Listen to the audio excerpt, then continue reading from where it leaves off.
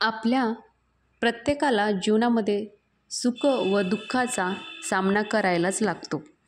आपले जीवन एकसारखे नसते. कधीकधी आपल्या जीवनात खूप आनंद व सुख असते, त्यात कधीकधी आपण जीवनात दुःख असते. असे का होते, असे आपल्याला अनेकदा प्रश्न पडत असतो. असे म्हणतात की सुख व दुःख हे एकाच नाण्याच्या दोन बाजू आहेत, म्हणून सुखदुःख हे येत असतात. आपल्या जीवनात सुख समाधान व आनंद असावा तर त्यासाठी कोणते उपाय करावेत? आपल्या सुखाच्या अपेक्षाने दुःखाकडे पाठ फिरवू शकत नाही आणि दुःखाला घाबरून पळू पण शकत नाही. परंतु आपण त्यातून मार्ग काढण्यासाठी काही उपाय करू शकतो. यासाठी आपल्याला आवश्यकता आहे ती म्हणजे पुरातन काळांपासून चालत आलेले काही गोष्टीचे उपाय करणे गरजेचे आहे. आपण असे काही उपाय व एक असा मंत्र जाणणार आहोत, त्यामुळे आपल्या जीवनातील दुःख, नैराश्य सर्व काही दूर होऊन आपले जीवन सुखी, समृद्ध आणि आपले जीवन वैभव, आनंद, सुखाने भरून जाईल. आपले मंत्रघोष आजही इतके सामर्थ्यशाली आहे की हे मंत्र जप केल्याने आपले संपूर्ण जीवन बदलून दाखवू शकतात. परंतु या मंत्राचा योग्य वेळेला, योग्य स्थानी व योग्य दिशेने बसूनच जप करावा. त्यामुळे त्या मंत्राचा प्रभाव आपल्या जीवनावर पडतो. या मंत्राच्या उच्चारामुळे आपल्या आसपास सकारात्मक लहरी उत्पन्न होतात. त्यामुळे आपल्या आसपासचे वातावरण सकारात्मक बनते.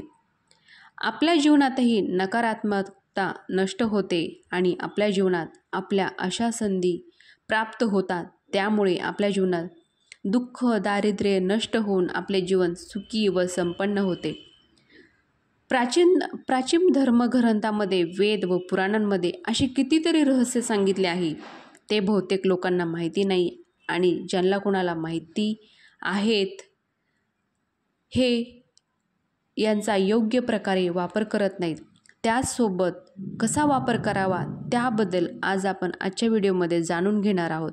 म्हणजे त्या मंत्राचा प्रभाव आपल्या जीवनावर पडून आपण लगेच इच्छित असे फळ मिळेल. महादेव हे देवांचे देव आहेत. या ब्रह्मांडाचे ते अनादी आहेत व अनंत काळापर्यंत सर्वश्रेष्ठ आहे. महादेवांच्या फक्त नित्य जपाने आपण सर्व कष्ट वेदनेपासून सुटका होते.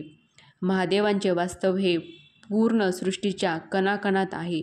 म्हणून त्यांच्या शक्तीचा जागृत करण्यासाठी त्यांच्या एका मंत्राच्या विशिष्ट जप करणे आपल्याला आवश्यक आहे. चला तर जाणून घेऊया महादेवांना प्रसन्न करणारे ते कोणते उपाय आहेत. त्यांच्या या मंत्राचा दररोज सकाळी जप केला जातो. तसेच आपल्या प्रत्येक कार्यावर या मंत्राचा शुभ परिणाम पाहायला मिळतो.